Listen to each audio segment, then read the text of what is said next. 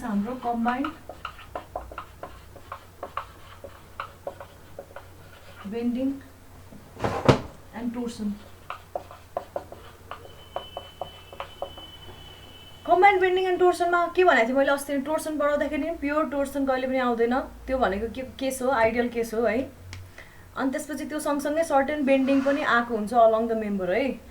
भनिसकेपछि अब हेर मैले अस्ति के भनेको थिएँ, बेन्डिङ भनेको even though longitudinal एक्सिसमा bending feel हुन्छ है। यसरी लङ्गिट्युडनल एक्सिसको अलङको सर्फेसमा बेन्डिङ फिल भए पनि बेन्डिङ स्ट्रेस चाहिँ कहाँनिर डेभलप हुन्छ अरे भन्दाखेरि यसरी हो किन बेन्डिङ स्ट्रेस डेभलप हुने, यो एक्सिसको परपेन्डिकुलरमा डेभलप हुने हो किन, लङ्गिट्युडनल एक्सिसकै अलङमा यो एक्सिसको परपेन्डिकुलरमा, यो प्लेनको परपेन्डिकुलरमा बडीको क्रस सेक्सन जुन छ त्यो क्रस सेक्सनको परपेन्डिकुलरमा के सफर हुन्छ, बेन्डिङ अकर हुन्छ है। अनि टोर्सन चाहिँ कहाँनिर अकर हुन्छ भन्दाखेरि बडीकै अलङमा अकर हुन्छ। यसरी टोर्सनल स्ट्रेस जुन छ त्यो कहाँनिर आउँछ भन्दाखेरि यो प्लेनको प्यारलली आउँछ है। टोर्सनल स्ट्रेस टाउ थियो नि जुन, त्यो टाउ चाहिँ यो प्लेनको प्यारललमा आउँछ र जुन हाम्रो बेन्डिङ स्ट्रेस छ त्यो चाहिँ कसरी आउँछ अरे, यसरी आउँछ हैन। यो त हामीलाई थाहा छ नि, यो चाहिँ ठ्याक्क परपेन्डिकुलर भएर आउँछ है। एउटा प्यारलल भयो अर्को परपेन्डिकुलर भयो। यो केसलाई लिने हो भने यो प्लेनलाई हेर्ने हो भने भनिसकेपछि यो प्लेनलाई अब उताबाट हेर्यो भने है, यो प्लेनलाई उताबाट हेर्ने हो भने एउटा कसरी आउने रहेछ, सिग्मा बी बेन्डिङको कारणले आउने स्ट्रेस परपेन्डिकुलर आयो र टाउ अर्को जुन छ टाउ यो टोर्सनको कारणले आउने शियर स्ट्रेस छ त्यो टाउ चाहिँ प्यारललको के अरे सर्फेसको प्यारललमा आउने रहेछ हैन। भनिसकेपछि यो दुईटा कन्डिसनलाई लिएर हामीले पहिला च्याप्टर 4 मा पढेको थियौँ नि, एउटामा के हुन्थ्यो भन्दाखेरि सर्फेसको परपेन्डिकुलर हुन्थ्यो, अर्को टाउ चाहिँ सर्फेसको प्यारलल हुन्थ्यो। यो दुईटालाई हामीले के गर्न सकेको थियौँ, यो दुईटाको बेसिसमा हामीले सिग्मा म्याक्स सिग्मा मिन टाउ म्याक्स टाउ मिनहरू सबै निकाल्न सकेको थियौँ नि हैन। त्यसै गरी अब हामी यो सिग्मा बी र टाउको कन्डिसनलाई लिएर एउटा कुनै प्लेनमा सिग्मा म्याक्स र सिग्मा मिनहरू कति कति हुन्छ अनि टाउ म्याक्स टाउ मिन कति कति हुन्छ हेर्छौँ है। अहिलेसम्म सोधेको छैन, खालि अलिकति डेरिभेसन जस्तो मात्रै छ, त्यो गराउँछु अनि बल्ल अनि फर्दर अगाडि बढ्ने, त्यसपछि चाहिँ इम्पोर्टेन्ट पार्ट पर्छ है। ल देख है,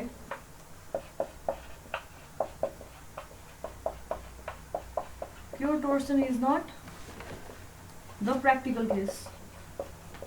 देखिरहेछ है, प्र्याक्टिकल केस होइन। एसेसमेन्टको डेट कहिले लिने भयो, सिआर आएन होला है।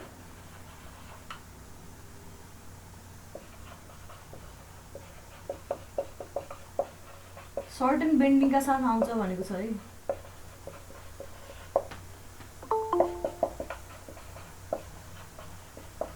फ्रम टोर्सन इक्वेसन, टोर्सनको इक्वेसन के छ,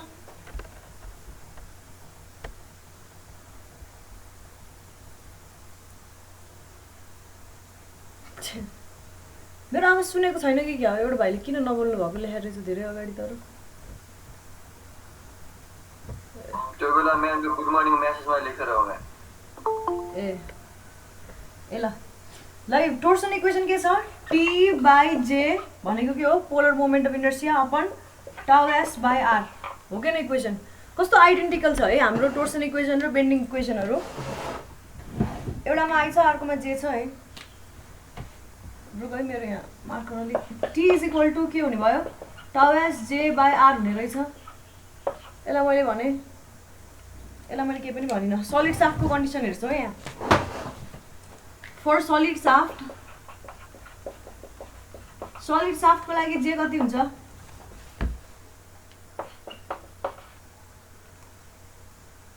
टाउ एस इन्टु पाई बाई 32 हुन्थ्यो अनि त्यसपछि आर भनेको डी बाई 2 पाई बाई 16 भयो होइन। डी को क्युब इक्वेसन फर्स्ट, टी भनेको टाउ S pi by 16 D cube भयो है। अब बेन्डिङ इक्वेसन तिमीहरूलाई प्र्याक्टिस गर्न मन लाग्छ भने न्युमेरिकलहरू पनि छ एक दुईवटा बुकमा है, गर। अब अहिलेसम्म सोधेको छैन, म चाहिँ गराउँदिनँ न्युमेरिकल। फ्रम बेन्डिङ इक्वेसन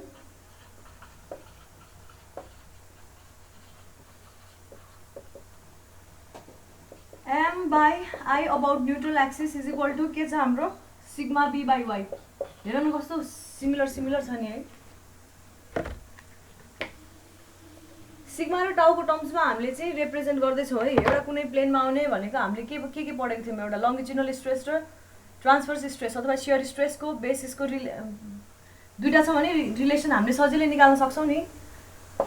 त्यही गर्न खोजेको है। M is equal to sigma B INA अपन वाइ भयो। अब त्यही सलिड साफ्टको लागि के हुनुभयो, ब्लर आइरहेको छ हो गाइस। मैले नै ब्लर देखिरहेको छु क्या आफ्नैमा पनि।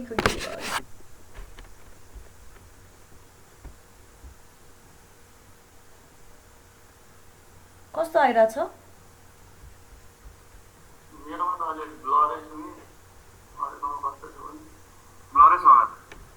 ओके, मेरैमा पनि ब्लर देखिरहेको छु क्या मैले। यस्तो त नहुनु भने रुक ल, अघि बत्ती बाल्यो भने फेरि भेट टल्किन्छ।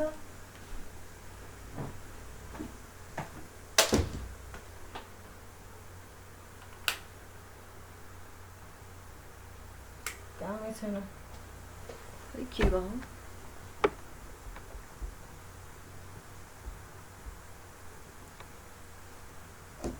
उस्तै छ होला है, खै के भयो? सलिड साफ्टको लागि हेरौँ है, मैले यहाँसम्म लेखेको थिएँ। यो लेखिरहेको छ नि है। फर सलिड साफ्टको लागि के भन्नुभयो, M is equal to sigma B into pi D power 4 by pi R power 4/4 हो नि होइन, पाई डी पावर 4/64 इन्टु डी/2। वाइ भनेको डी/2 हुनुभयो, ठ्याक्क सिमेट्रिक छ भने होइन। यो आउँछ हाम्रो sigma B into pi D cube by 32 आउँछ। एम इज इक्वल टु है, यसलाई इक्वेसन सेकेन्ड भने मैले।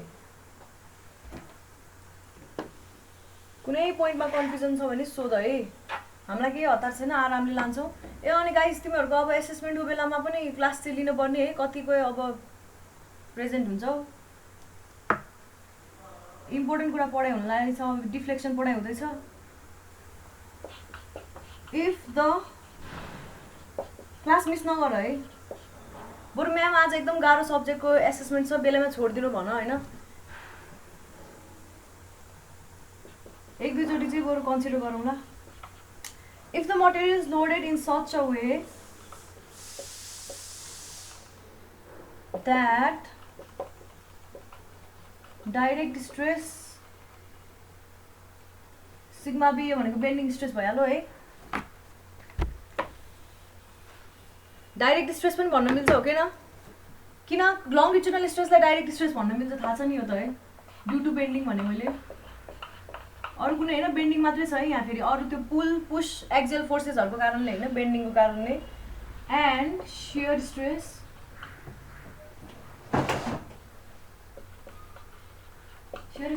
टाउ in the plain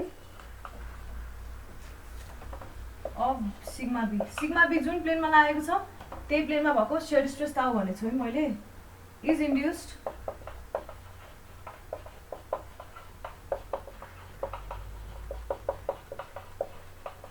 then the maximum principal stress.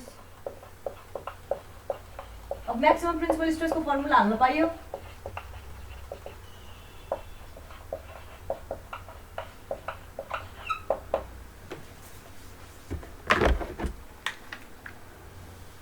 Maximum principal stress and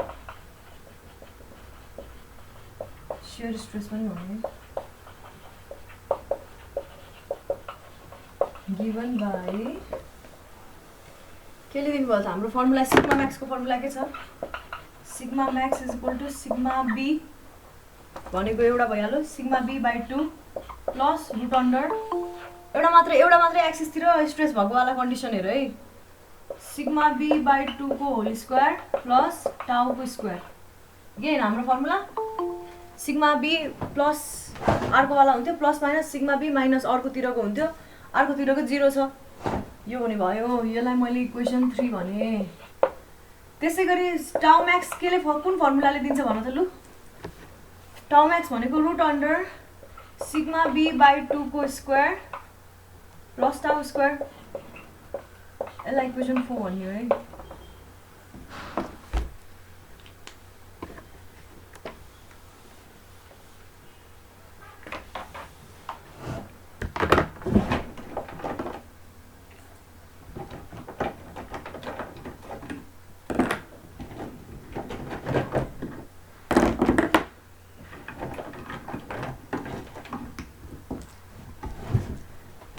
अब मल्टिप्लाइङ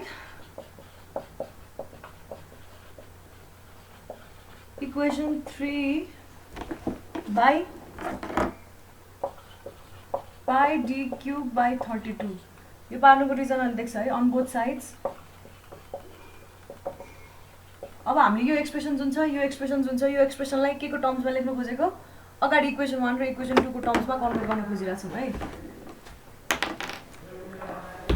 दुवैतिर मल्टिप्लाई गरिदिउँ अब कस्तो हुने भयो कस्तो आउँछ भन्दाखेरि ल sigma max into pi D cube by 32 is equal to sigma B by 2 into pi D cube by 32 plus positive मात्र लिएछु मैले है सिग्मा म्याक्सको लागि root under sigma B by 2 into pi D cube by 32 को square भित्र हाल्दा square भइहाल्यो प्लस अर्कोमा पनि अब टाउ into pi D cube by 32 जाने भयो को स्क्वायर जाने भयो है।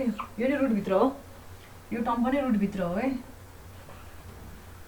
दुवैतिर मल्टिप्लाई भइसकेपछि यस्तो टर्म गयो।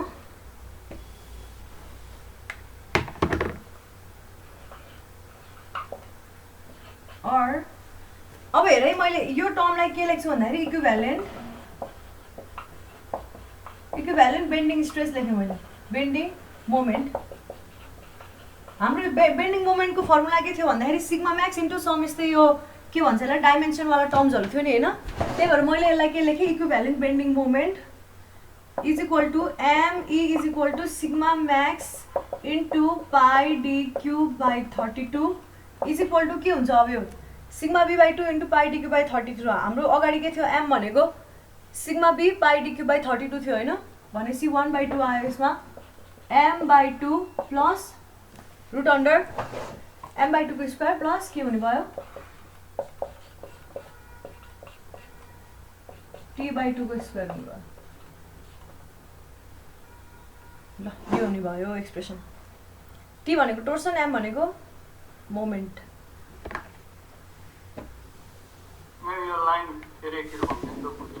कुन चाहिँ यो के हो यो होइन यो टर्म यति जुन छ नि यो टर्मलाई यति यो टर्मलाई चाहिँ के भन्यो भन्दाखेरि इक्विभ्यालेन्ट बेन्डिङ मोमेन्ट भन्यो।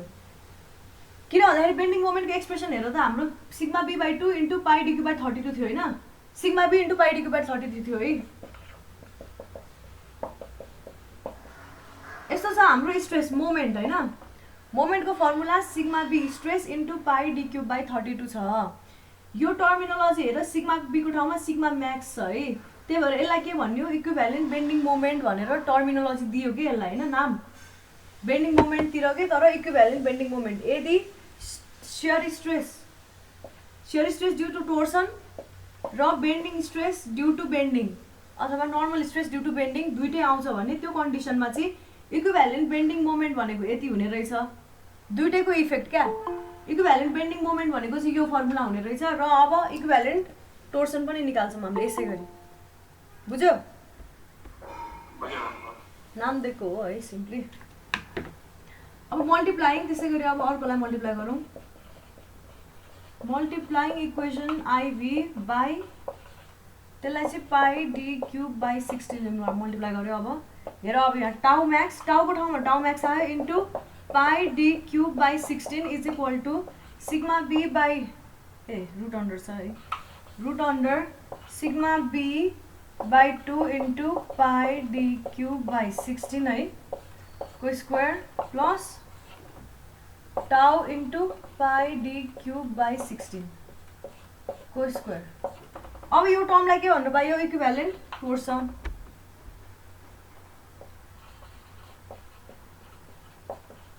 टर्क अथवा टोर्सन है equivalent torque is equal to tau max into pi D cube by 16 एउटा मात्रै भएको भए यो फर्मुला आउँथ्यो टोर्सन मात्रै लागे भए बेन्डिङ मात्रै लागे भए यति फर्मुला आउँथ्यो होइन तर दुइटै लगाइसकेपछि अब म्याक्सिमम स्ट्रेसेसहरू फरक हुने हुन्छन्। टाउ max into pi D cube by 16 हुन्छ यसको फर्मुला इज इक्वल टु यसलाई लेख्न पाएँ मैले यो भनेको के हो sigma B into pi D cube by 32 त्यो भनेको मोमेन्ट ड्यू टु बेन्डिङ हो एमको स्क्वायर प्लस यो भनेको टी स्क्वायर। ल यही हो फर्मुला।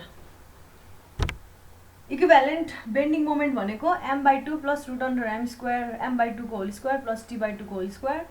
इक्विभ्यालेन्ट टोर्क भनेको चाहिँ कति आउने रहेछ? Root under m square plus t square. यति हो। अब न्युमेरिकल गर्न मन लाग्छ भने गर, नगर्न मन लाग्छ भने नगर्दा नि हुन्छ जस्तो लाग्छ है मलाई चाहिँ। अब एक्जाममा सोधेको छैन अहिलेसम्म, केही भन्न सकिँदैन।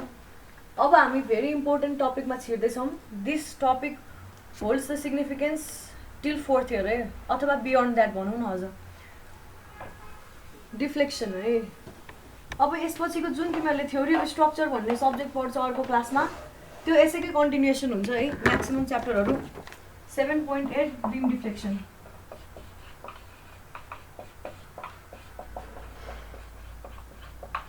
बिम डिफ्लेक्सन अब के भनेको थियो भन्दाखेरि स्ट्रेङ्थको अहिलेसम्म हामीले कतिवटा क्राइटेरिया पढ्यौँ। स्ट्रेङ्थको क्राइटेरियाहरू सबै पढ्यौँ है। स्ट्रेङ्थको क्राइटेरियामा के थियो? फेल नभइकन लोड लिन सक्नुपर्ने हुनुपर्छ बिमहरूले होइन। स्ट्रेङ्थ। अब अर्को क्राइटेरिया के हेर्दैछौँ भन्दाखेरि स्टिफनेसको क्राइटेरिया हेर्दैछौँ। डिफ्लेक्सनले स्टिफनेसको क्राइटेरिया दिन्छ। सर्टेन हदसम्म डिफ्लेक्सन हुन्छ भने त्यो अब्जेक्टलाई अथवा त्यो स्ट्रक्चरलाई के मान्ने भन्दाखेरि ठिकै छ, केही हुँदैन, काम चल्छ भन्ने तरिकाले मान्ने। अझ बडी डिफ्लेक्सन हुन थाल्यो भने अब डर लाग्न थाल्छ मान्छेहरूलाई, अनसेफ फिल हुन थाल्ने, त्यस्तो भयो भने त्यो स्ट्रक्चरलाई अभोइड गर्नुपर्छ है। अनि त्यही अनुसार डिजाइन गर्नुपर्ने हुन्छ। त्यही भएर अब डिफ्लेक्सनले के दिन्छ भन्दा स्टिफनेसको क्राइटेरिया दिन्छ। कतिसम्मको बेन्डिङहरूलाई, कतिसम्मको डिफ्लेक्सनलाई चाहिँ एक्सेप्टेबल मान्ने भन्ने कुराहरू यसमा हेर्छौँ हामीले। कोडहरू हुन्छ होइन। पहिला डिफ्लेक्सनको फर्मुला निकाल्ने, अनि त्यो डिफ्लेक्सन बिममा आउने डिफ्लेक्सनको फर्मुला निकाल्ने लोडको लागि। त्यो डिफ्लेक्सन चाहिँ हाम्रो पर्मिसिबल डिफ्लेक्सनभित्र पऱ्यो भने वाइ पर भने अथवा ओके, यदि परेन भने नट ओके, फेरि रिडिजाइन गर्नुपर्छ भनेर बुझिन्छ है। ल बिम डिफ्लेक्सन हेर्छौँ। अलिकति लेखौँ। स्ट्रेङ्थ क्राइटेरिया के थियो? स्ट्रेङ्थ क्राइटेरिया के थियो? बेन्डिङ मोमेन्ट र सियर फोर्सेसहरूलाई फेल नभइकन उसले रेजिस्ट गर्न सक्नु पर्यो। स्ट्रेङ्थ क्राइटेरिया है। अब हामी हेर्दैछौँ स्टिफनेस क्राइटेरिया। स्टिफनेस क्राइटेरियाले के भन्छ? Beam should be adequately stiff के को लागि? To resist deflection.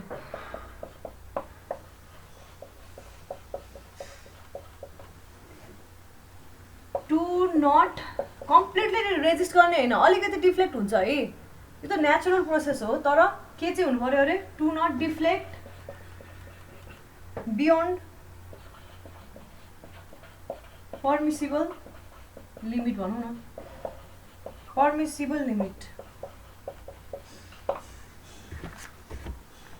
अब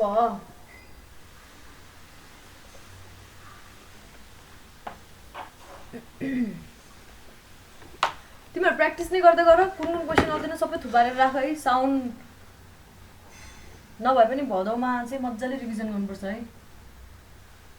अन्डर लोड, लोडकोमा के हुन्छ? The neutral axis. अब यो चाहिँ एउटा टर्मिनोलोजी इन्ट्रोड्युस गर्दैछु है मैले यहाँ। The neutral axis.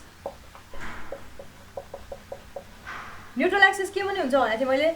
Neutral एक्सिसको combination जुन त्यो न्युट्रल प्लेन थियो नि, त्यो न्युट्रल प्लेन के हुन्छ? अब लोडको कम्बिनेसनको बेलामा स्ट्रेट लाइन हुँदैन है। It is no longer a straight line, it is a के हुन्छ?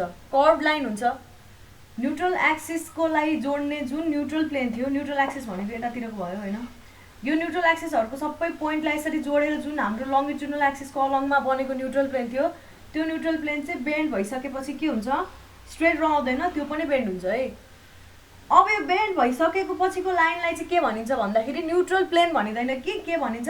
इलास्टिक कर्भ भनिन्छ है।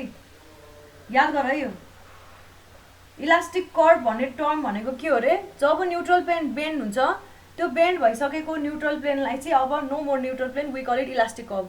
न्युट्रल प्लेन भन्दा पनि केही बिग्रिँदैन, न्युट्रल एक्सिसै भन्छ कसैले है, केही पनि फरक पर्दैन। तर elastic curve is a better term है।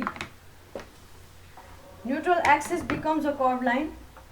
न्युट्रल प्लेन भने मैले न्युट्रल एक्सिस भन्दा नि। अब यो इलास्टिक कर्भ एकदम धेरैचोटि आउँछ है भविष्यमा। इलास्टिक कर्व भन्ने term curve line and is called the elastic curve elastic curve भन्यो अनि अब द डिफ्लेक्सन y भनेको के हो अर्थ भन्दाखेरि is the vertical distance between a point on the elastic curve र ओरिजिनल न्यूट्रल एक्सिस को पोजिसन अब त्यसलाई न्यूट्रल एक्सिस भन्दैन भनिसकेपछि curve and the unloaded neutral axis deflection को अर्थ के रहेछ भन्दाखेरि बेन्ड भइसकेपछिको इलास्टिक कर्व र न्यूट्रल एक्सिस बीचको डिस्टेन्स भर्टिकल डिस्टेन्सलाई के भन्यो डिफ्लेक्सन भन्यो है डिफ्लेक्सन कति छ भनेर भन्यो भने तिमीले ओरिजिनल पोजिसनबाट कति तल अथवा कति माथि गयो भन्ने कुराले के दिने रहेछ डिफ्लेक्सन दिने रहेछ फर इक्जाम्पल इन्स्टेन्स हेर है यहाँनिर पहिला ओरिजिनल यसरी लोडिङ छ यो है बीमको यो न्यूट्रल एक्सिस देखाएको हो मैले न्यूट्रल एक्सिस अथवा न्यूट्रल प्लेन भने मैले अब यहाँनिर लोड लगाइदियो है लोड लगाइसकेपछि अलिकति के हदसम्म यस्तो होला यो पोइन्टमा के आयो वाइ म्याक्स आयो म्याक्सिमम डिफ्लेक्सन कुनै एउटा पर्टिकुलर पोइन्टमा म्याक्सिमम डिफ्लेक्सन आउला कुनै अरू पोइन्टमा चाहिँ वाइ आउला लु यो चाहिँ के भयो यसलाई के भन्ने अब इलास्टिक कर्व भन्ने है नट न्यूट्रल एक्सिस एनिमोर ल यो भयो है त्यसपछि अब हामी एउटा सानो डेरिभेसन हेर्छौं रिलेसनशिप बिट्विन पुरै मार्करले राम्रो लेख्नु हो slope deflection radius of curvature and bending moment बुकमा जीबीएम सरको बुकमा एकदमै लामो तरिकाले गरेछ है म सिधै निकाल्ने तरिकाले गर्छु slope deflection radius of curvature and bending moment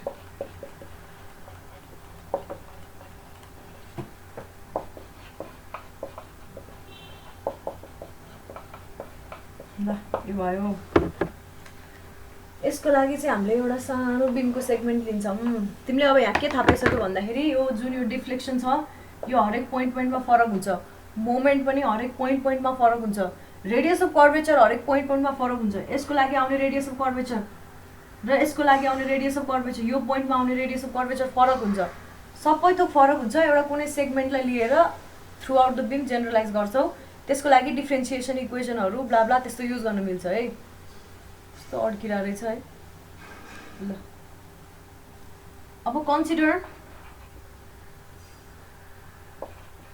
consider a simply supported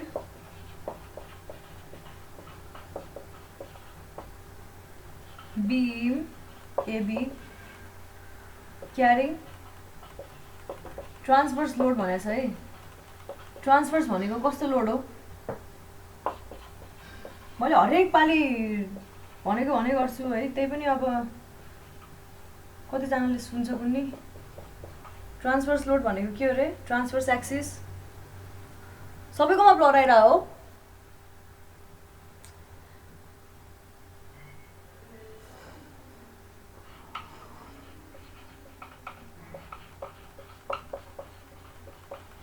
सुनेको भरमा लेख नि त है भाइ अब के गर्छु ब्लर आइरहेछ अरे ल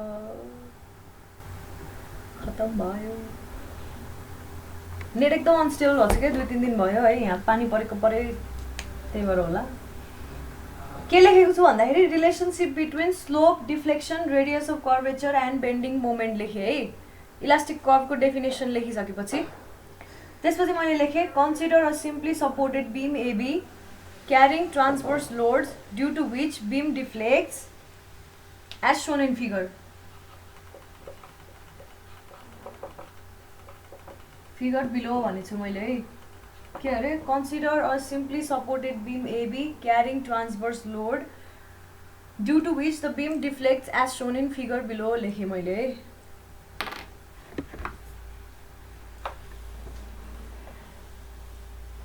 फिगर बनाएँ जीबीएम सरको बुकमा छ फिगर डेरिभेसन चाहिँ जीबीएम सरको बुकलाई फलो नगर भने मैले अलि लामो छ है सर्ट एन्ड पार्टसम्म फलो गर्दा हुन्छ त्यसपछि नगर र मैले बिम बनाएँ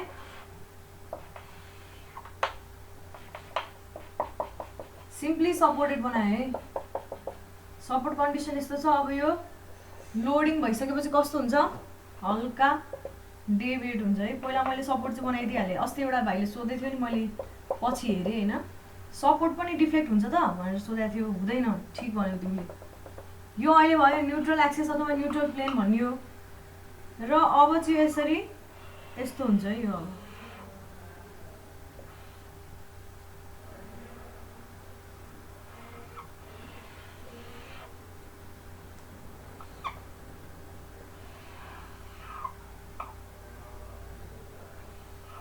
ल यसरी डिफ्लेक्ट भयो है मेरो न्युट्रल अब आउनेवाला इलास्टिक कर्भ पनि यसै गरी बेन्ड हुँदैछ इलास्टिक कर्भ अब मैले यहाँनिर एउटा सानो सेगमेन्ट दिन्छु पुरै ताने होइन यो 1 यो 2 भयो यसलाई भने पी यसलाई भने क्यू है यो पी क्यूको विड्थ कति छ भन्दाखेरि के भने मैले यसलाई जेनरलाइज गर्दैछौँ डीएक्स सी र डी बीचमा कति छ डीएक्स छ है त्यसपछि अब यो पीक्यूको जुन फाइबर छ यो स्ट्रेट फाइबर प्लेन छ त्यहाँनिरको क्रस सेक्सनल प्लेन त्यो प्लेन अब कस्तो हुन्छ यस्तो हुन्छ र यता पनि यस्तो हुन्छ बेन्ड हुने हो नि त भनेपछि यो अब पी ड्यास र क्यू ड्यास भनियो यसलाई मैले अब होइन र न्यू पोजिसन जुन यो सिडी सिफ्ट भएर के भएको छ टेन्सनमा छ मुनिको फाइबर भनेपछि सी ड्यास डी ड्यास यहाँनिर पुग्यो पर पुग्यो क्या यो ओरिजिनल पोजिसन हो भने सी ड्यास डी ड्यासमा पुग्यो के कारणले भन्दाखेरि ट्रान्सभर्स लोड देखाएको छ युडिएल यस्तो कुनै युडिएल लगाएको होला है युडिएल त भर्टिकल हो यस्तो यो हरिजन्टल के अरे बाङ्गो देखे पनि भर्टिकल हो युडिएल चाहिँ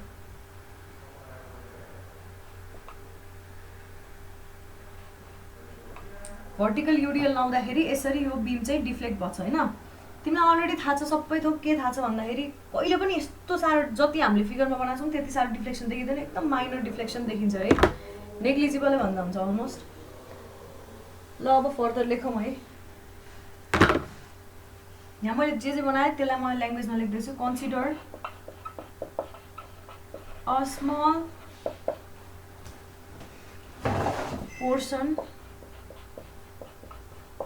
अफ बिम एबी होइन त्यो पोर्सन के छ पिक्यू अथवा सिडी छ है क्या अनि of length dx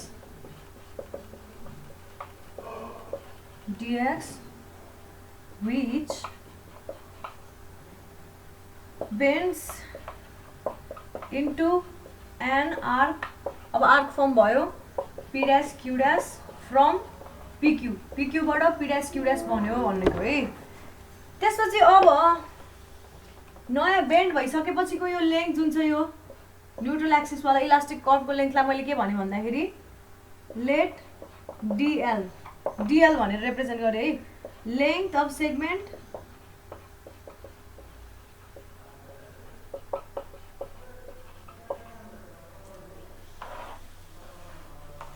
length of segment P dash Q dash theta भनेको चाहिँ के भयो भन्दाखेरि अब यहाँ हेर यहाँ यो पोइन्टमा अथवा यो पोइन्टमा ट्यान्जेन्ट बनाऊ सेन्टरमै बनाऊ होइन माथि र तलको फरक होला भनेर मान्छु भने यो पोइन्टमा ट्यान्जेन्ट बनाऊ अनि यो पोइन्टमा ट्यान्जेन्ट बनाऊ है यो त यस्तो कर्भ छ नि त यो पोइन्ट पी भयो यहाँनिर ट्यान्जेन्ट बनाऊ यो पोइन्ट क्यू भयो यहाँनिर ट्यान्जेन्ट बनाऊ यो ट्यान्जेन्टले हरिजन्टलसँग बनाउने एङ्गललाई मैले चाहिँ के भने थीटा भने है पीमा भएको ट्यान्जेन्टले angle made by tangent at p dash with x axis लाई थीटा भने मैले त्यसपछि q dash भन्ने जुन पोजिसन छ त्यो पोजिसनमा अर्को ट्यान्जेन्ट बनाए त्यसले चाहिँ कति बनाउँछ भनेर माने भने अब यो dx ले फरक छ नि p र q र p dash र q dash कतिले छुटेको छ भन्दा dx जतिले छुटेको छ हैन भनिसकेपछि यो dx जतिको डिस्टेन्समा मैले एडिसनल एंगल कति थप्यो भन्दा d थीटा थप्यो भनेर माने भने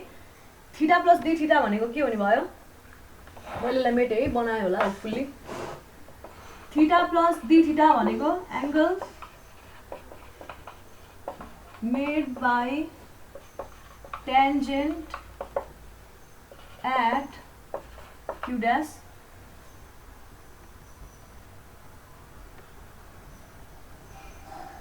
dash with x axis. अब हेर त्यसपछि अब यो फिगरलाई फेरि रिकन्स्ट्रक्ट गरिएको छ है। पहिला सबै थोक लेखौँ अनि रिकन्स्ट्रक्ट गरौँ। आर भनेको चाहिँ रेडियस अफ कर्वेचर मानौँ। रेडियस अफ कर्वेचर कसरी भ्यारी गराएको थियो गाइस? यो बीमको थिकनेसको अलङमा पनि रेडियस अफ कर्वेचर भ्यारी गर्छ हो किन? यो पोइन्टको लागि हामीले पहिला आर मानेर क्याल्कुलेसन गरेको थियौँ।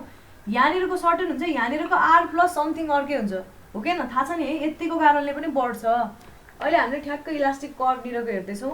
आर भनेको रेडियस अफ कर्वेचर अनि डिएक्स भनेको के भनौँ भन्दाखेरि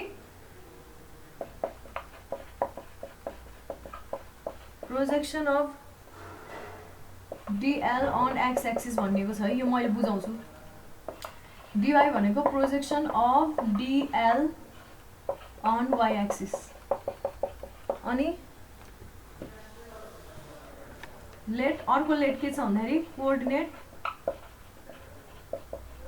अफ पी डैश अथवा पी इज इक्वल टू कति हुने भयो एक्स कमा वाई देन अहिले फिगर बनाएपछि देखाउँला है। ल यति भयो हाम्रो अजम्पसन भएको कुराहरू है। अब फिगर बनाउँछौँ।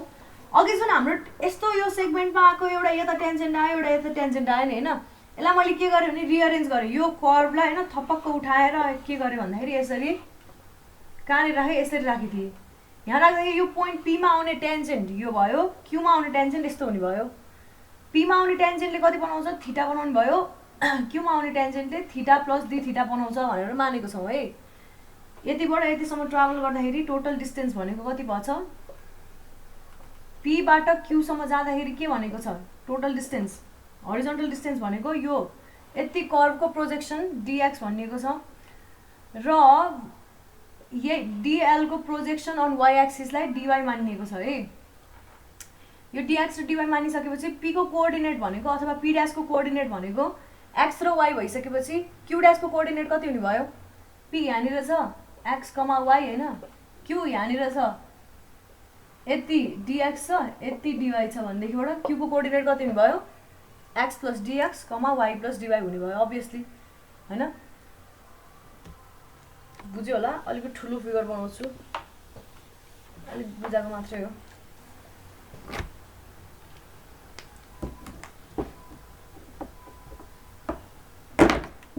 यति लेख्यो होला? मैले मेटेँ है, जम्मै मेट्दैछु। लेखेर भ्याएको छैन भने भन।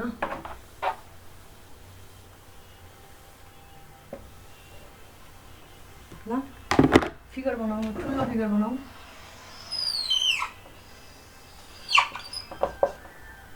वाई एक्सिस है के भनेर मैले जति त्यो सेगमेन्ट थियो त्यसलाई मैले सर्टलक्क यहाँ उठाएर ल्याएँ है। त्यसपछि यो एउटा कुनै पोइन्टमा टेन्जेन्ट बनायो। ल यसले हरिजन्टलसँग थीटा एङ्गल बनाउँछ है। यो पोइन्ट पी भयो, यसको कोअर्डिनेट पी अथवा पी ड्यास है, पी ड्यास भनौँ। पी ड्यासको कोअर्डिनेट कति छ? एक्स कमा वाई छ है मानेको।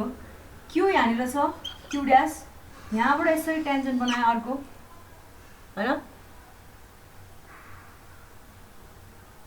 यो टेन्जेन्टले सर्टलक्क यसरी छोएर है, यसरी बाहिरबाट छोएर जान्छ है, यसरी छोएर जान्छ। यो पोइन्ट पी भयो है। कस्तो नराम्रो बन्यो हो।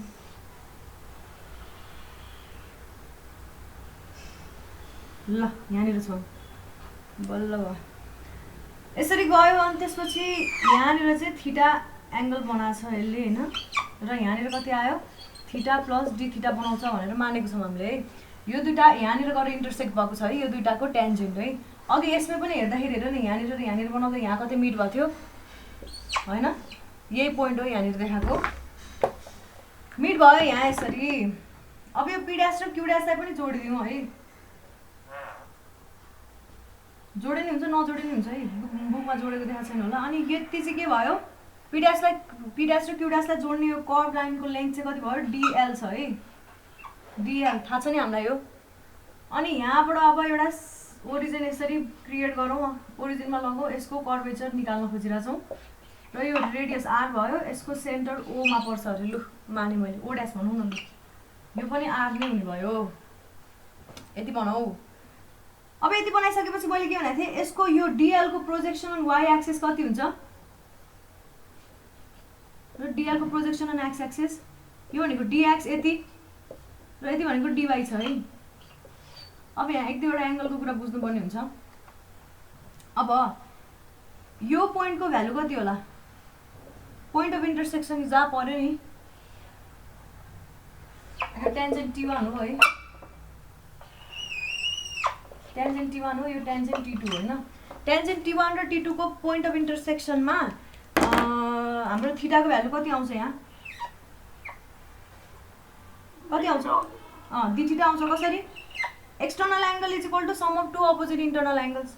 External angle theta plus d theta छ, यो ट्रायंगल भयो थीटा प्लस डी थीटा हुनु पर्यो। अब हेर यसलाई, हेर यति पार्टलाई म्याग्निफाई गरेर हेर, यहाँनिर यस्तो छ है, यो डी थीटा भइसकेपछि बाँकी रहेको एंगल कति हुनु भयो, स्ट्रेट लाइनमा फर्म भएको angle pi minus d theta हुनु पर्यो। यति एंगल भनेको हैन, पाई माइनस डी थीटा हुनु पर्यो, 90 minus D 180 minus d theta हुनु पर्यो। यो स्ट्रेट लाइनमा फर्म भएको एंगल हो नि, यसको कारणले यो थीटा डी थीटा भइसकेपछि यो पाई माइनस डी थीटा हुनु पर्यो। अर्दैन भने यो पाई माइनस डी थीटा नलेखिने हुन्छ, यो डी थीटा चाहिँ लेख है। त्यसपछि तिमीलाई अलरेडी अर्को कुरा के थाहा छ भने, यो सर्कलको एउटा सर्टेन पोर्सन हो, सर्कल एउटा सर्टेन पोर्सनसँग रेडियस र टेन्जेन्ट बीचको एंगल 90 डिग्री हुन्छ, रेडियस र टेन्जेन्ट बीचको एंगल 90 डिग्री हुन्छ। अब तिमी उयोलाई हेर है, केलाई हेर भन्दाखेरि म यसरी बनाउँदै छु, यो पोर्सन, त्यसपछि यो टेन्जेन्टको पोर्सन, अनि यो टेन्जेन्टको पोर्सन, अनि यो पोर्सनलाई हेर, यो के हो, यस्तो फर्म भएको, यहाँ 90 डिग्री छ, यहाँनिर के छ हाम्रो पाई माइनस डी थीटा छ, यहाँ 90 डिग्री छ भनेपछि यो रिमेनिङ एंगल कति हुने भयो, 360 डिग्री हुन्छ। टोटल एंगल तिमीलाई थाहा छ, यो is equal to pi minus d theta plus pi by 2 plus pi by 2 भनिसकेपछि पाई बाई 2 अनि माइनस इज इक्वल टू 360 गर्दाखेरि d theta is equal to के आउँछ, के भयो, यो बाँकी रह्यो है, प्लस यो एंगल ओ ड्यासको angle is equal to 360 degree गर्दाखेरि यहाँनिर कति आउँछ, डी थीटा आउने भयो हैन। यो पाई माइनस डी थीटा भइसकेपछि यो पाई भयो, यो बाँकी भयो डी थीटा।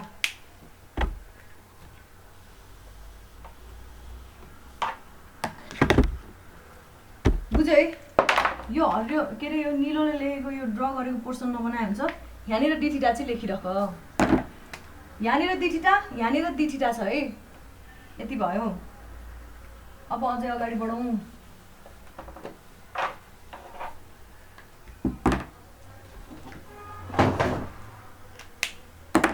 अब के लेख्छु भने फ्रम कोअर्डिनेट, अब यहाँबाट के थाहा भयो भन्दाखेरि कोअर्डिनेट अफ क्यू ड्यास भनेको के हुने रहेछ, इभन द नट इम्पोर्टेन्ट लेखिराख, X plus dx comma Y plus dy हुने रहेछ है एउटा कुरा। अनि अर्को के भन्दाखेरि angle P dash O Q dash is equal to कति छ, डी थीटा हुने रहेछ फ्रम ज्योमेट्री, यो पनि थाहा पायो है।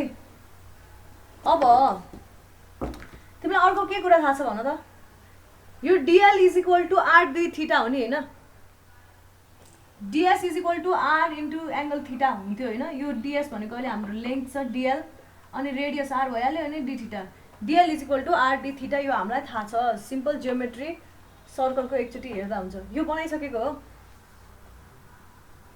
अरू केही छुट्यो छैन है।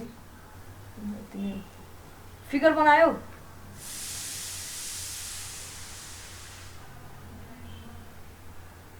फिगर बन्यो guys, मेटम okay.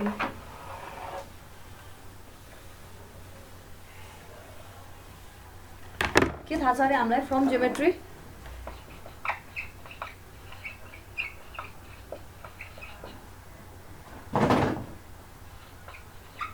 angle subtended by an arc DL at the center O dash is equal to d theta छ हाम्रो यहाँनिर हैन, यो आयो और के थाहा छ r is equal to dl is equal to r d theta पनि थाहा छ हामीलाई।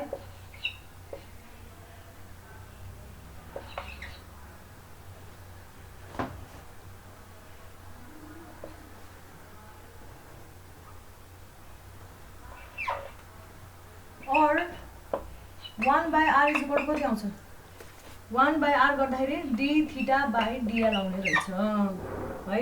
यसलाई भने मैले equation 1 1/r is equal to d theta by dl equation 1 भयो।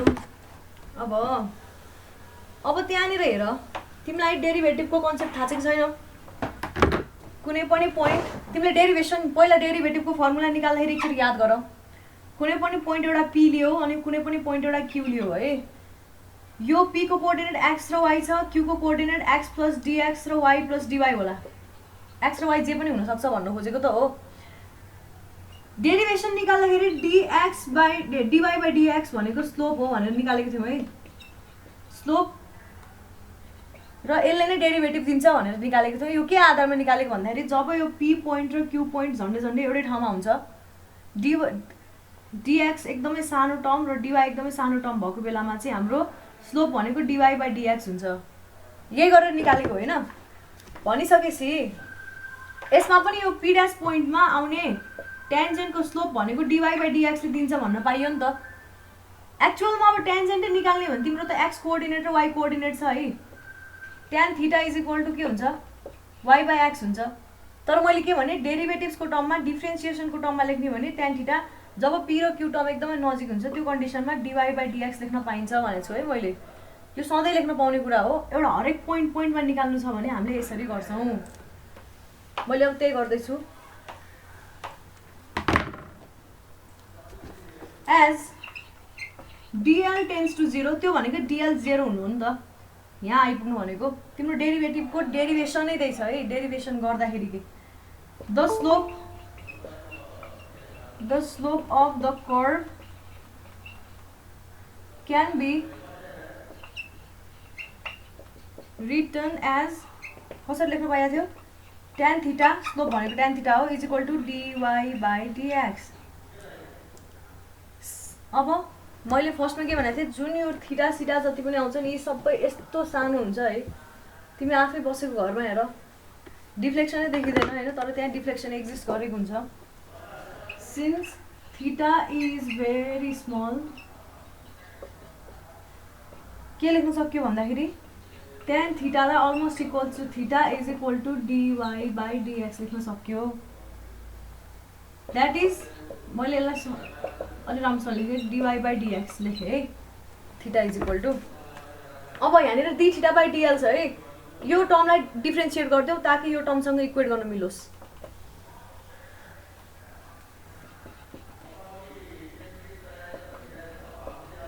Differentiating above expression with respect to x के पाइन्छ d theta by dx is equal to के हुन्छ d square y by dx square. यो नि भयो। d थीटा बाइ dx भनेको के छ हाम्रो 1/r छ। डाइरेक्टली नलेखेर from equation 1 we can write 1/r is equal to d square y by dx square. अब यहाँ बुकमा होइन यो tan थीटालाई थीटा अज्युम गर्नको लागि यति लामो के गरेको छ। लास्टमा गएर फेरि त्यही लेखेको छ सिन्स थीटा इज स्मल भनेर गरेको छ है। त्यो गर्नु पर्दैन, बिगिनिङमै गऱ्यो भने ढुक्क भइहाल्छ, सिद्धिहाल्छ है। कुरा केही पनि फरक पर्दैन। यो एक्सप्रेसन चाहिँ भेरी भेरी इम्पोर्टेन्ट एक्सप्रेसन। अब यसले सबैतिरको बाटो खोल्छ अब हामीलाई है। किन भन्दाखेरि किन लु भन त किन भन्दाखेरि हाम्रो फ्लेक्जरको इक्वेसनमा के छ 1/r भन्ने टर्म छ। एक्ज्याक्टली 1/r नभए भने m by i is equal to e by r छ नि त होइन। अनि ei भनेको फ्लेक्जरल ei भनेको के हो फ्लेक्जरल रिजिडिटी हो नि होइन। त्यहाँबाट अब m बाइ ei लेख्न पाइयो यसमा है फ्रम फ्लेक्जर इक्वेसन।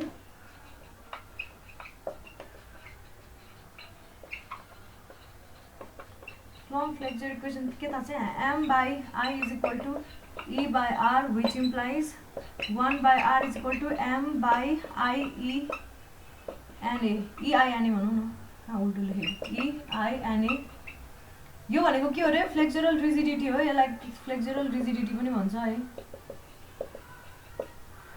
अब यसलाई सब्स्टिट्युट गरिदिउँ यहाँनिर लगेर सो इक्वेसन 2 becomes इक्वेसन 2 कस्तो आयो m/ei is equal to d square y by dx square I भनेको अटोमेटिकली अबाउट न्युट्रल एक्सिस भनेर बुझ है अब हेर यहाँबाट सबै थोक निस्किन सक्छ क्या यहाँनिर y को टर्म्समा छ नि y भनेको डिफ्लेक्सन थियो कि थिएन लु भन त हामीले त्यो अज्युम गरे पनि हेर यहाँनिर यो भयो है यो ओरिजिनल पोजिसन भइसक्यो भनेदेखिबाट यसलाई गर यसरी देखाएको हो नि हैन यसको स्ट्रेट लाइन भनेको यस्तो फर्म हुन्थ्यो भने यसले यसको हरिजन्टल प्रोजेक्सन अथवा यसकै प्रोजेक्सन भनेकै यो पोइन्ट र यो पोइन्ट छ भने यसको प्रोजेक्सन y प्रोजेक्सन भनेको के मानेको थियौँ dy मानेको थियौँ है अब यसको y प्रोजेक्सनले के दिने भयो भन्दाखेरि ओरिजिनल पोजिसनबाट तिम्रो कर्व कति बेन्ड भएको छ भन्ने कुरा त दिने भयो नि त त्यही भएर यसले के दिन्छ डिफ्लेक्सन दिन्छ र dy/dx ले चाहिँ के दिन्छ y ले के दियो डिफ्लेक्सन दियो हैन त्यसपछि dy/dx ले के दियो स्लोप दिने भयो p र q बीचको यसको प्रोजेक्सन अन y एक्सिस भनेको के दिइराछ रे यसले dy भनेर मानेर हामीले सल्भ गरेको हो नि त त्यो भनेकै y भनेकै त्यो टर्म्समा चाहिँ डिफ्लेक्सन भयो है अनि त्यही भएर अब y यहाँबाट जुन निक्लिन्छ यो एक्सप्रेसनलाई अब इन्टिग्रेट गरिदियो भने y को टर्म्समा आउने भयो डिफ्लेक्सन निस्किनु भयो dy/dx आयो भने चाहिँ त्यसले के दिने भयो स्लोप दिने भयो के को स्लोप यसरी तिम्रो बीम बेन्ड हुन्छ भने ओरिजिनल पोजिसनबाट तिमीले अब यहाँ मोमेन्टको भ्यालु यहाँनिरको हाल्छौ भने यहाँनिरको स्लोप दिन्छ यहाँनिरको हाल्छौ भने यहाँनिरको स्लोप यहाँनिरको हाल्छौ भने यहाँनिरको स्लोप यहाँनिरको मोमेन्टको भ्यालु हाल्छौ भने यहाँनिरको डिफ्लेक्सन एन्ड सो अन है यसरी रिलेट गरियो d square y by dx square हैन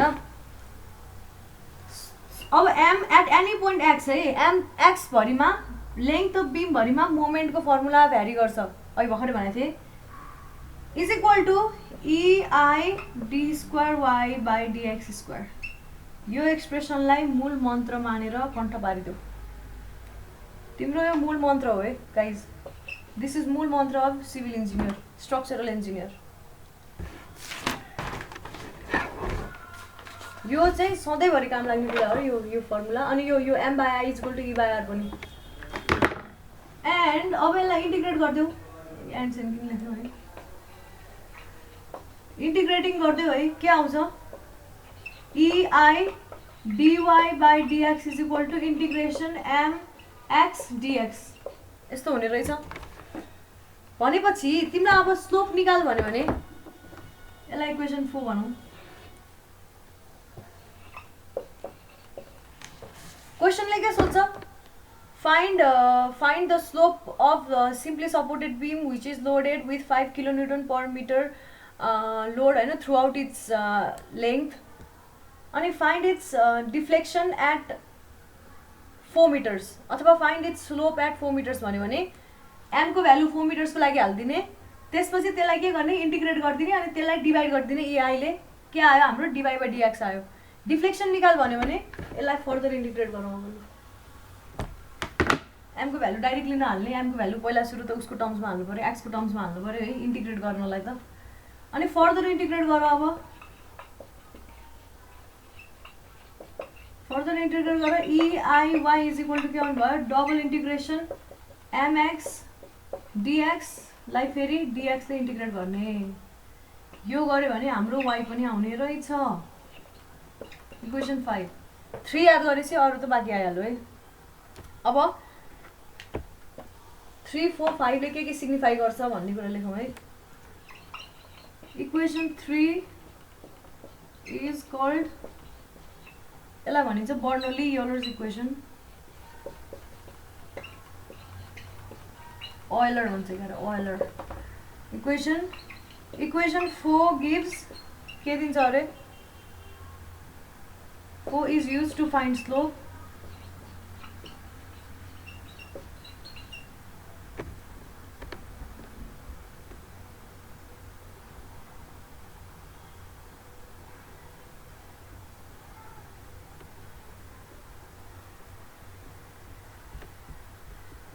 हैन स्लोप त्यसपछि इक्वेसन 5 ले चाहिँ के गर्ने भयो use to find deflection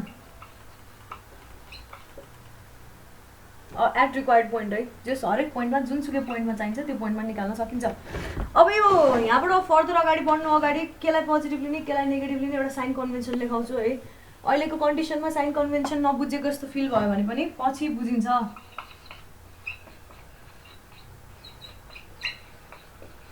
sign convention लेख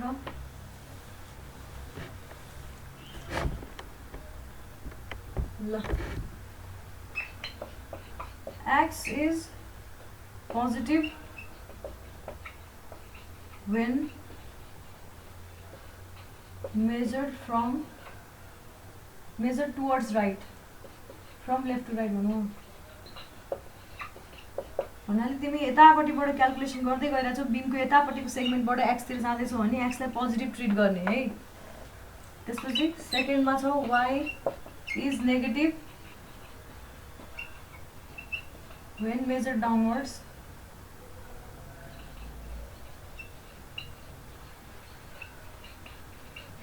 usually negative नै आउने रहेछ y हैन यो ओरिजिनल पोजिसन भयो ल सपोज यस्तो खाली बीम छ अरे यसलाई सर्लकै हानेर लोड लगाइदियो यो यसरी बेन्ड हुने भयो यहाँनिर डिफ्लेक्सन हेरौ त डाउनवर्ड मेजर गरियो ओरिजिनल पोजिसनबाट डाउनवर्ड नेगेटिभ y लिने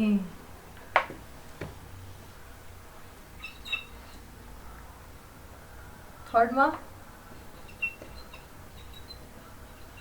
bending moment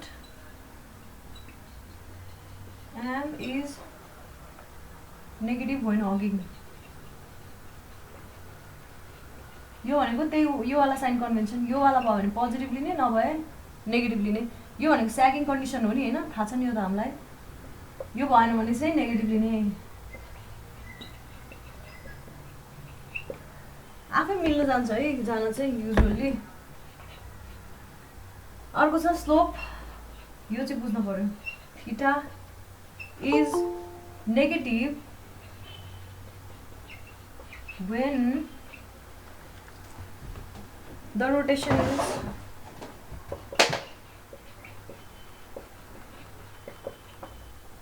clockwise and clockwise with respect to original position.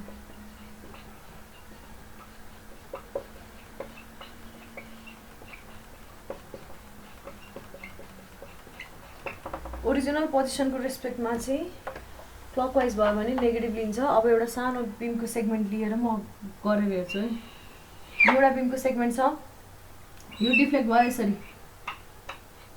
यस्तो भयो हैन ए भयो यो बी भयो अब यहाँनिर हेर यो पोइन्टमा थीटा ए हेर थीटा एट ए र यो पोइन्टमा थीटा बी हेर थीटा एट बी थीटा ए ओरिजिनलबाट यो ओरिजिनल एक्सिसबाट थीटा ए कतातिर नापेको छ तलतिर कसरी घुम्यो यो कसरी घुम्यो गाइस क्लकवाइज घुम्यो नि हैन theta A is clockwise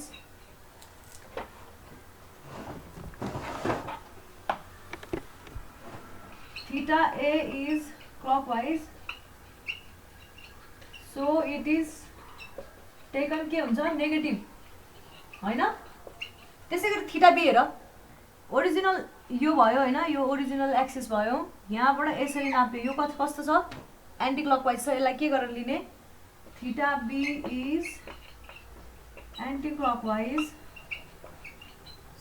so it is taken positive त्यसैगरी y हेर यो पोइन्टमा पनि डाउनवर्डै छ यो पोइन्टमा पनि डाउनवर्ड यो पोइन्टमा पनि डाउनवर्डै छ भनेदेखिबाट y is downward so it is taken as negative यो लेखिराख्नु परेन बुझिहाल्छ है ल भयो अब डिफ्लेक्सनको फर्मुला त हाल्यो अब यसलाई युज गर्ने त्यो फर्मुलालाई युज गर्ने तरिकाहरू डिफ्रेन्ट छ है डिफ्रेन्ट तरिकाले युज गरेर हामीले डिफ्लेक्सन निकाल्न सक्छौँ त्यो फर्मुलाहरूलाई युज गरेर डिफ्लेक्सन निकाल्ने मेथड्सहरू धेरैवटा छ त्यहाँ मध्येमा अब म सबै मेथडहरू लेखाउँदैछु है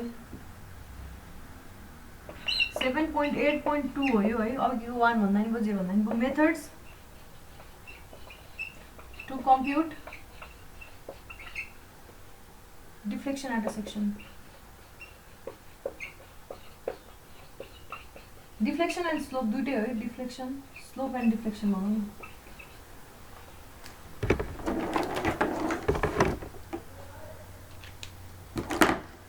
एउटा मेथड छ डबल इन्टिग्रेसन मेथड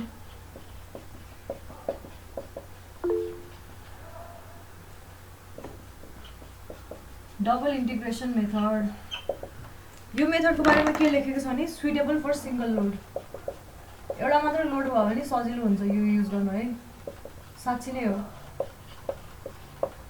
त्यसपछि अर्को छ हामीसँग मक्कलेज मेथड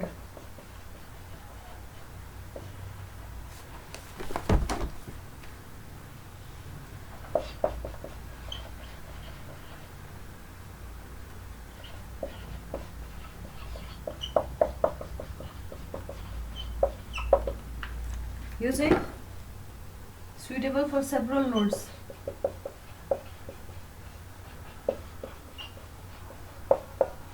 अब तिमीले यो तिम्रो जीबीएम सरको बुकमा यो र यो मेथड मात्र दिएको छ है सायद यति नै पढ्नुपर्छ होला एक्जाममा सिम्पली स्लोप र डिफ्लेक्सन निकाल भन्छ जस्तो लागिरहेछ है कुन मेथड युज गर भनेर भन्दैन आफ्नो मर्जी हो मोमेन्ट एरिया मेथड यो पछि गएर पढ्छौ टसमा सायद पढ्छ होला सुइटेबल फर 2-3 लोड्स 2-3 लोड्सहरुको लागि काम लाग्छ युजुअली सिंगल लोड भयो भने सजिलो अब अर्को छ कन्जुगेट बीम मेथड यो चाहिँ एकदम डिटेलमा पढ्छौ है टसमै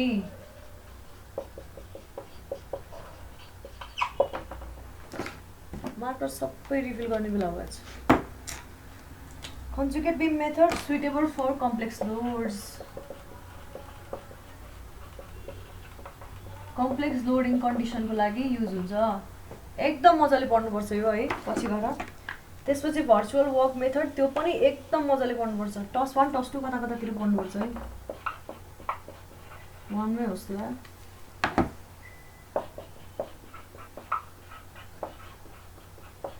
युनिट लोड मेथड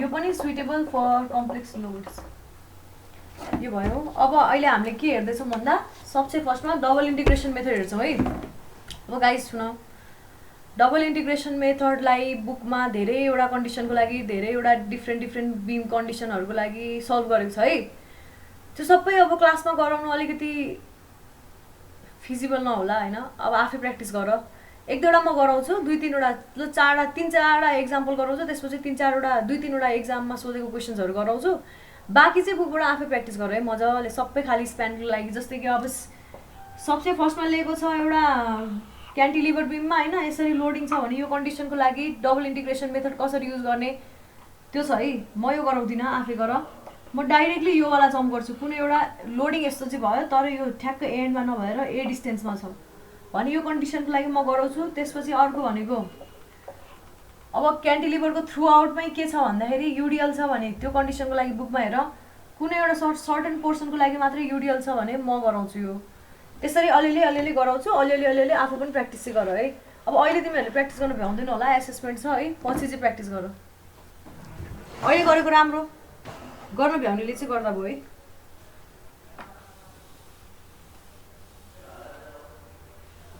सबसे फर्स्टमा के पढ्छौं अरे डबल इन्टिग्रेसन मेथड पढ्छौं है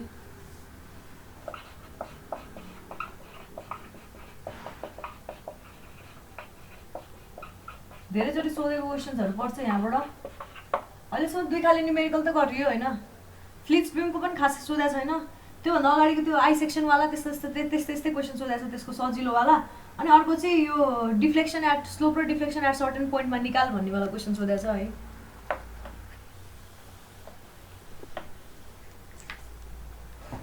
केस सेकेन्ड गराए सिधै मैले केस छ साफै गर क्यान्टिलिभर बीम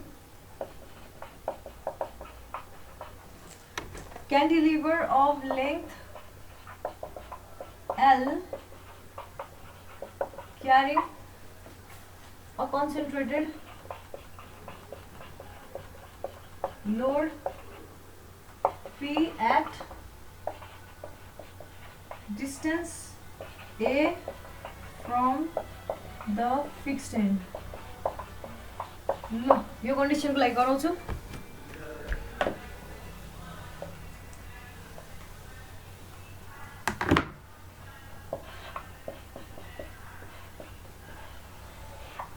यस्तो खाले बिम छ हैन, यसको यहाँनिर हाम्रो लोड लागेको छ पी लोड, यो चाहिँ ए डिस्टेन्समा छ, टोटल लेन्थ यसको एल छ है, डिस्टेन्स ए भयो एल भयो।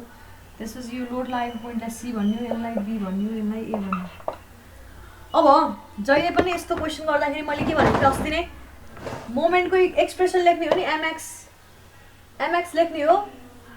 त्यो लेख्नुको लागि के चाहिन्छ हामीलाई, रियाक्सन्सहरू चाहिन्छ।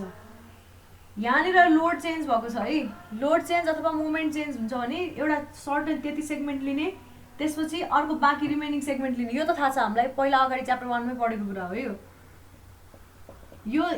यो कुनै पनि सेगमेन्टमा एउटा आइआई भन्ने के लिए मैले सेक्सन लिएँ एसी सेगमेन्टमा है।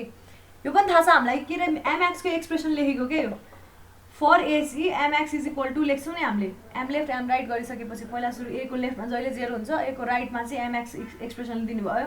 यो निकाल्नको लागि यहाँनिर आउने रियाक्सन र यहाँनिर आउने मोमेन्टवाला रियाक्सन दुइटै चाहिन्छ है, त्यो निकालौँ। अब यहाँनिर आउने रियाक्सन के बराबर हुन्छ, अभियस हो, भर्टिकल लोड एउटा मात्रै छ भनिसक्यो, summation FI is equal to 0 भने पी आउँछ है। त्यसपछि यहाँनिर आउने मोमेन्टको रियाक्सन क्यालकुलेट गरौँ। मोमेन्टको रियाक्सन, मोमेन्टको डिरेक्सन एउटा अज्युम गरौँ। लु यस्तो खाले मोमेन्ट अज्युम गर्यो भने तिमीले moment at A MA taking moment about point A summation MA is equal to 0 गर। और एउटा त आफ्नै लोड छ, एउटा एमए इज एमए अनि अर्को यसले दिने भयो plus P into A is equal to 0, therefore MA is equal to के रहेछ माइनस पिए रहेछ। भनेपछि यो डिरेक्सन जुन अज्युम गरेको थियो यो नभएर यस्तो रहेछ, यो पिए रहेछ। यसमा आउने कस्तो खाले रहेछ मोमेन्ट, सपोर्टमा आउने मोमेन्ट एन्टी क्लकवाइज। यो सपोर्ट के हो, रिजिड सपोर्ट हो, त्यही भएर यसमा मोमेन्ट पनि आउँछ रियाक्सन। त्यसको भ्यालु कति रहेछ, पिए रहेछ एन्टी क्लकवाइज। ल है, यति आइसकेपछि at any section I between AC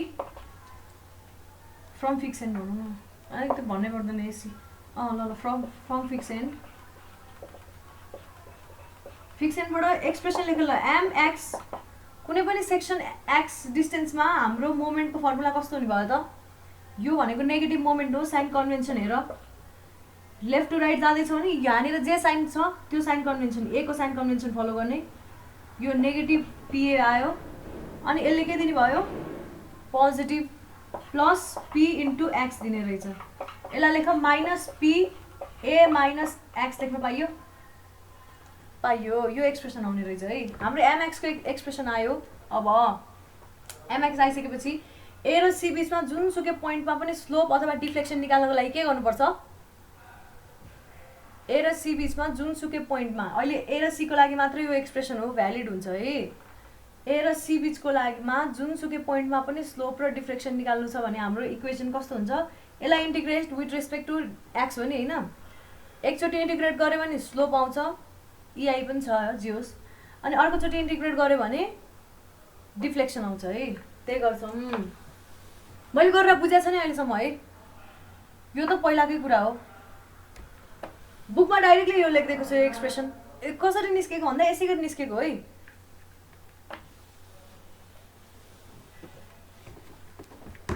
ल अब integrating above expression,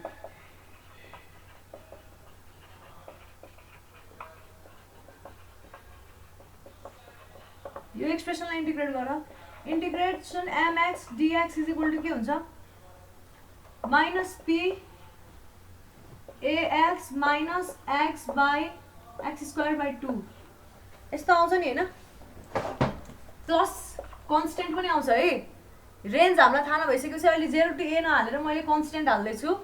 कन्स्टेन्ट हालिसकेपछि के हुन्छ भन्दाखेरि अब यो कन्स्टेन्टको भ्यालु कसरी निकाल्ने यो त थाहा छ नि। हामीले मैले के गरेँ भन्दाखेरि यो एक्सप्रेसनलाई इन्टिग्रेट गरेँ, माइनस पी भइहाल्यो। त्यसपछि a को अगाडि केही पनि छैन, x आउने भयो, x को पावर 1 छ, प्लस 2/2 हुने भयो, नेगेटिभ नेगेटिभ नै हुने भइहाल्यो। त्यसपछि प्लस सी एड गर्न सकिन्छ। इन्टिग्रेट गर्ने दुईवटा तरिका छ हामीलाई थाहा छ। एउटा भनेको जेनरल इन्टिग्रेसन गर्दाखेरि प्लस सी एड गरिन्छ, अर्को रेन्जवाला इन्टिग्रेसन गरिन्छ। त्यो गर्दाखेरि initial value final value minus initial भ्यालुको टर्म्सहरूलाई सब्ट्र्याक्ट गरिन्छ है। अहिले मैले जेनरल इन्टिग्रेसन फलो गरेँ। अब यो सी को भ्यालु निकाल्नको लागि के गर्ने लु भन त मलाई कसैले। अहिलेसम्म हामीले सी को भ्यालु निकाल्न के गरेको छौँ, फिजिक्सतिर पनि खुब गरेका छौँ होला। सी को भ्यालु कसरी निकाल्ने, बाउन्ड्री कन्डिसन युज गरेर होइन। बाउन्ड्री कन्डिसन भनेको के हो, एक्सट्रिम कन्डिसन्सहरू, नोन कन्डिसन। अब नोन कन्डिसन के हो, मैले तिमीहरूलाई अस्ति नै के भनेको थिएँ, यहाँनिर मोमेन्टको के आछ, यहाँ मोमेन्टको रियाक्सन आछ। मोमेन्टको रियाक्सन आउनु भनेको यहाँनिर एक्सटर्नल मोमेन्ट कुनै आउँछ, एक्सटर्नल मोमेन्ट आउँदैन। एक्सटर्नल मोमेन्टलाई इन्टर्नल मोमेन्टले ब्यालेन्स गर्छ भन्नु खोजेको। यदि त्यहाँ मोमेन्टको रियाक्सन आउँदैन भने, जस्तै कि यहाँ हिन्जको क्वेसनमा के हुन्छ, मोमेन्टको रियाक्सन आउँदैन। गाइस सुन है, हिन्जको कन्डिसनमा मोमेन्टको रियाक्सन यहाँ आउँछ त, यस्तो खाले मोमेन्ट रियाक्सन आएको छौ तिमीहरूले कहिले लाउँछ, आरएएक्स आरएवाई लाउँछौ अनि एमए पनि लाउँछौ त, लाउँदैनौ नि। भनेपछि यहाँ एक्सटर्नल मोमेन्ट जेनेरेट हुन्छ, यहाँनिर एक्सटर्नल मोमेन्ट आउँछ। त्यही भएर तिम्रो बेन्डिङ यहीँदेखिबाट सुरु हुन्छ, यसरी यहीँदेखिबाट मोमेन्ट जेनेरेट हुन्छ, त्यो हल्लिन थाल्छ त्यहीँदेखिबाट। तर यस्तो फिक्स कन्डिसनमा के हुन्छ भने ठ्याक्कै यही पोइन्टबाट हल्लिन थाल्दैन, अलिकति परतिर गएर बल्ल यसरी मुभ हुन थाल्छ। ठ्याक्कै यही पोइन्टमा चाहिँ हेर, यहाँ अलिकति मैले डिफ्रेन्ट बनाएको छु है, यसलाई चाहिँ म्याग्निफाई गरेर हेर्यो भने यस्तो हुन्छ। यो यही पोइन्टमा चाहिँ मोमेन्ट जेरो हुन्छ, त्यो पोइन्टमा हल्लिँदा पनि हल्लिँदैन, पुरै कसेको हुन्छ भने होइन। यस्तो हिन्ज अथवा रोलर छ भने त्यो पोइन्टमा चाहिँ यसरी घुम्ने भयो, यहीँदेखिबाटै यही पोइन्टदेखिबाटै घुम्ने भयो। फिक्स छ भने यो पोइन्टदेखिबाट घुम्दैन, अब अलिकति पर गएर घुम्न थाल्छ है। भनेपछि बाउन्ड्री कन्डिसन के युज गर्न पाएँ मैले, ठ्याक्कै यही पोइन्टमा when x is equal to 0, यो पोइन्टमा एक्स इक्वल 0 हो नि, त्यो बेलामा के हुने रहेछ, dy by dx is equal to 0 रहेछ। स्लोप 0 रहेछ नि। यो कन्डिसन लगाएर सी को भ्यालु निकाल्छु। यसलाई के भनिन्छ, बाउन्ड्री कन्डिसन भनिन्छ। यस्तो खाले कन्डिसन्सहरू है। भनिसकेपछि पहिला यो लाउनु अगाडि यहाँ हेरौँ है। सिन्स वी हेभ के थाहा छ हामीलाई, एमएक्स डिएक्स भनेको के हो, ei dy by dx is equal to integration mx dx, or ei dy by dx is equal to minus p ax minus x square by 2 plus c। अब हामीले बल्ल बाउन्ड्री कन्डिसन युज गर्छौँ है।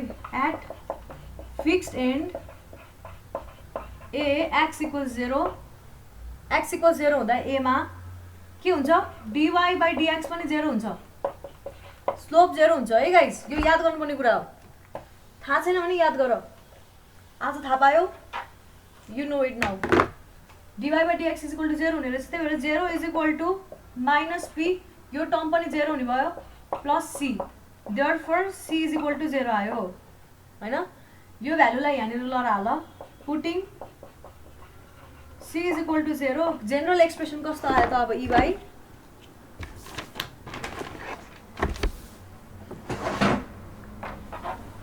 कस्तो आउने भयो, ei dy by dx is equal to minus p ax minus x square by 2 आउने रहेछ। यस्तो हुने रहेछ। ए देखिबाट सी सम्म तिमीलाई डिफ्लेक्सन निकाल्नु पर्यो भने यो फर्मुला लाउन मिल्ने रहेछ तिमीले अब है। अब स्लोप एट सी निकाल्नु पर्यो, क्यान बी अब्टेन्ड। कसरी निकाल्न सक्यो अब slope at C, by putting x is equal to A होइन। ei स्लोप एट सी भनेको मैले थीटा सी ले लेखेँ, is equal to minus P, लु हेर अब, minus P A square minus A square by 2 which is equal to आउँछ मेरो minus P A square by 2। Therefore theta C is equal to कति आउने रहेछ, minus P by 2 ei A square. यस्तो आउने रहेछ थीटा सी। अलिक मिलाएर लेखौँ है, minus P by 2 ei A square, यो आउने रहेछ थीटा सी है। अब थीटा सी आयो। तिम्रो अब वाइसी पनि निकाल्न मिल्छ है, फेरि इन्टिग्रेट फर्दर इन्टिग्रेट गर्यो भने। अहिले नगरौँ, पहिला सुरु थीटा अर्को सेक्सनको लागि पनि निकालौँ। कति टाइम छ हामीसँग? टाइम छ ए रहेछ ल। अगेन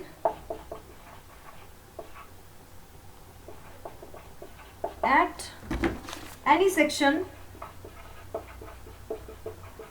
I double I है between C and B, त्यो बेलामा मोमेन्टको फर्मुला लेख ल। mx इज इक्वल टु, बुकमा डाइरेक्टली 0 लेखेको छ है, तिमीहरूलाई 0 हुन्छ हुँदैन कन्फ्युजन हुन्छ भने के गर्ने, mx इज इक्वल टु ल फर्मुला हाल त माइनस पी ए प्लस माइनस पी यो मोमेन्टको कारणले दियो, अर्को भनेको पी भन्ने यहाँनिर रियाक्सन छ है, पी ए प्लस एक्स हुने भयो। यो एक्स भनेको सीदेखिबाट बीसम्मको डिस्टेन्स हो है, सीदेखिबाट बीसम्मको डिस्टेन्स।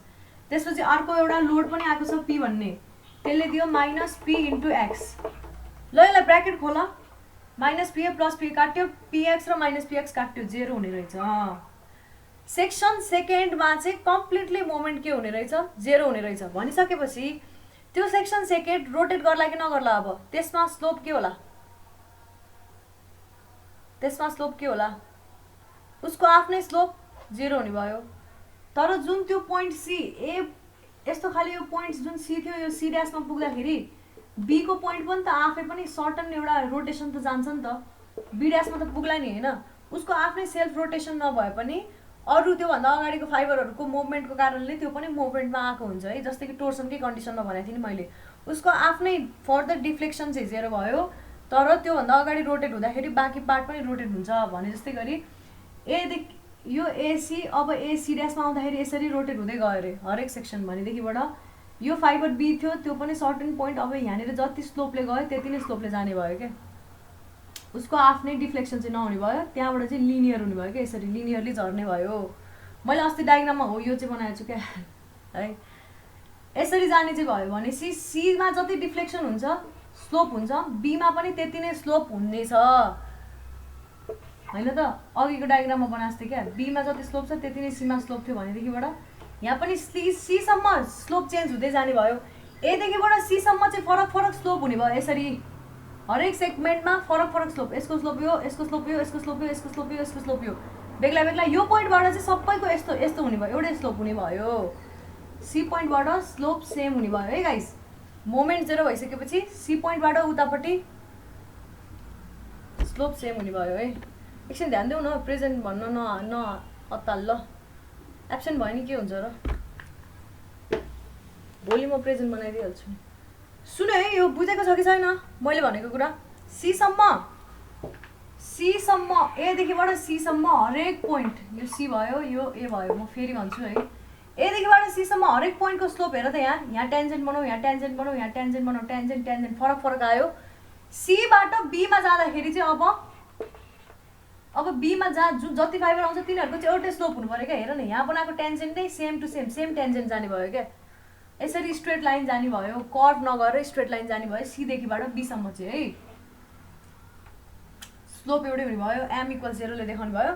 डिफ्लेक्सन पनि यहाँ यतिसम्म हामीले यसलाई फर्दर इन्टिग्रेट गरेर निकाल्न सक्छौँ, तर यसलाई चाहिँ हामीले फर्दर इन्टिग्रेट गरेर निकाल्न सक्दैनौँ, यही हेर्दैछौँ है ल। के भने रे मैले, mx is equal to 0, hence यसले के भन्यो, that portion will not bend. कुन पोर्सन? सिडी है, सिबी है, सिबी भन्ने पोर्सन चाहिँ बेन्ड हुँदैन, इट स्याल रिमेन स्ट्रेट। तर स्ट्रेट त स्ट्रेट होइन, तर कसरी straight? With slope theta C. Theta सीमा जति स्लोप आयो त्यति नै स्लोप बराबरको स्ट्रेट लाइन अब त्यहाँबाट उता फर्म हुन्छ भनेको है मैले यो। यति भने therefore theta at B is equal to theta at C is equal to कति हुने रहेछ? Same to same minus PA square by 2EI हुने रहेछ है।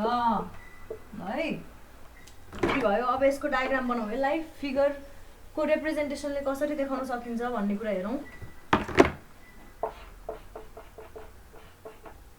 यस्तो खाली स्ट्रेट लाइन छ हैन, यहाँनिर पोइन्ट पी मा लोड लागेको छ, यो बी हो, यो सी हो, अब हाम्रो बेन्ड हुन्छ कसरी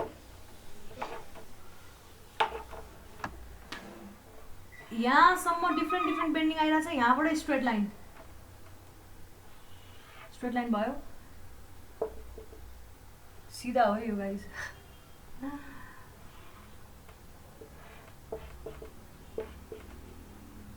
यो चाहिँ स्ट्रेट लाइन हो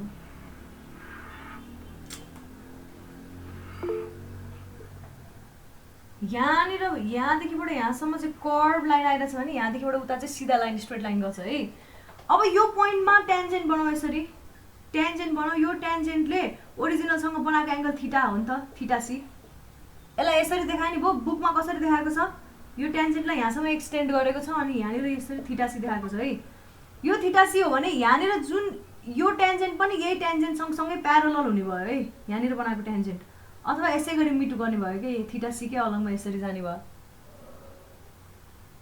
यहाँनिरको एङ्गल पनि थीटा बी हुने भयो अब यो देखाइराख्नै परेन यहाँसम्म मात्रै हो थीटा सी देखिने है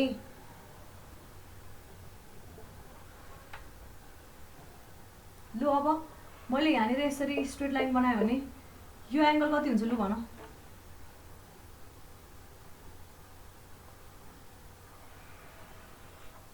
कति हुन्छ यो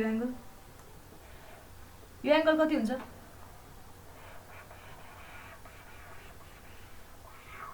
ट्यान्जेन्ट देखाएको हो है कस्तो बनेको थीटा सी नै हुन्छ नि गाइस हैन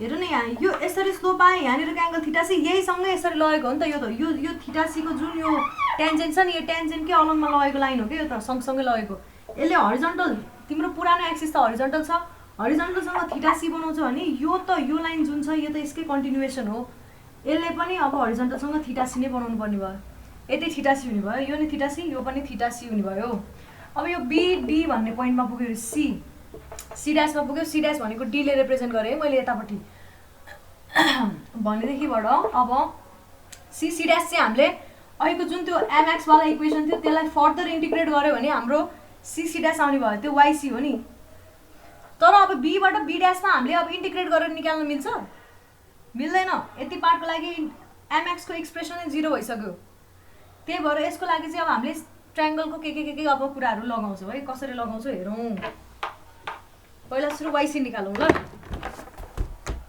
फर्दर इन्टिग्रेटिङ इक्वेसन कति लेखेको थिएँ मैले फर्स्ट लेखेको थिएँ होला है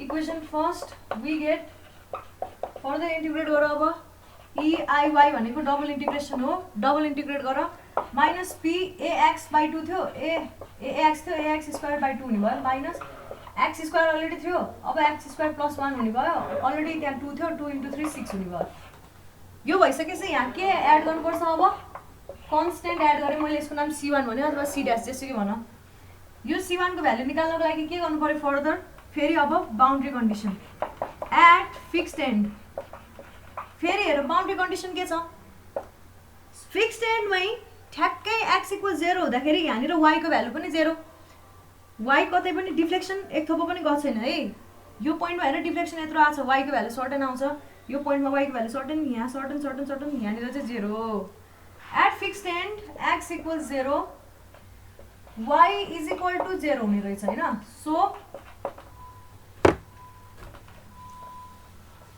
त्यो भइसकेपछि के हुने भयो 0 = 0 + C1 therefore C1 also = 0 यहाँनिर लगाएर हाल्दियौ EIY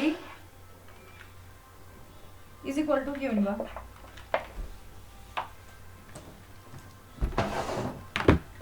minus PAX²/2 minus x³/6 यो भयो y को इक्वेसन पनि लेखौँ अब है therefore deflection at C YC = के हुने भयो P-P/EI हेर त यहाँ मैले अघि के भनेको थिएँ तिमीहरूलाई सबै प्लस माइनस साइन हतपत आफै मिल्दै जान्छ पहिला सुरु तिमीले मोमेन्टको लागि साइन कन्भेन्सन त्यो स्यागिङ हगिङ वाला लियो हैन स्यागिङ कन्डिसन भयो पोजिटिभ हगिङ कन्डिसन एन्ड नेगेटिभ गर्दै तिमीले मोमेन्टको इक्वेसन लियो त्यसले नै सबै ब्यालेन्स गर्दै गर्छ के YC हेर नेगेटिभमा आछ थीटा C तिम्रो नेगेटिभमै आछ हो के न आफै मिल्छ के कुरो फर्स्टमा मोमेन्टको एक्सप्रेसन लिँदा चाहिँ करेक्ट एक्सप्रेसन लिऊ yc is equal to minus P by ei अब सीमा x is equal to a छ है त्यो हाल हाम्रो मेरो आउँछ directly a cube by 2 minus a cube by 6 आउँछ is equal to minus p by ei total आयो a क्युब बाई 3 आयो minus p a cube by 3 ei आउने रहेछ yc त आयो YB लाई फेरि त्यस्तो इन्टिग्रेसन फर्मुला केही छैन हामीले लाउन मिल्ने है त्यही भएर YB लाई के गर्नु पर्यो भन्दाखेरि त्यो अघिको हामीले जुन बीम डायग्राम बनाएको थियौँ त्यो बीम डायग्रामलाई हेरेर हामीले YB को एक्सप्रेसन लेख्छौँ है कसरी लेख्छौँ अब त्यो बीम डायग्राम हेरेको छु सी सम्म डेबिट भयो त्यसपछि एउटै स्लोपमा गयो यो स्लोप भनेकै यहाँनिरको स्लोप हो है यो B र D भनेको नै C र C डैश बराबर हो है हामीलाई चाहिएको B B डैश है यो एंगल कति हो थीटा C हो यति कति छ L माइनस A हो यो यतिसम्म छ नि त अनि यति कति छ YC बराबर छ है लेख्दा हुन्छ तिमीले त्यही डायग्राममा है BC इज इक्वल टु कति छ L माइनस A छ हैन tan theta C is equal to कति भयो so tan theta C is equal to B dash D upon BC हुने भयो हामीलाई चाहिएको B डैश D हो नि यति चाहिएको हो नि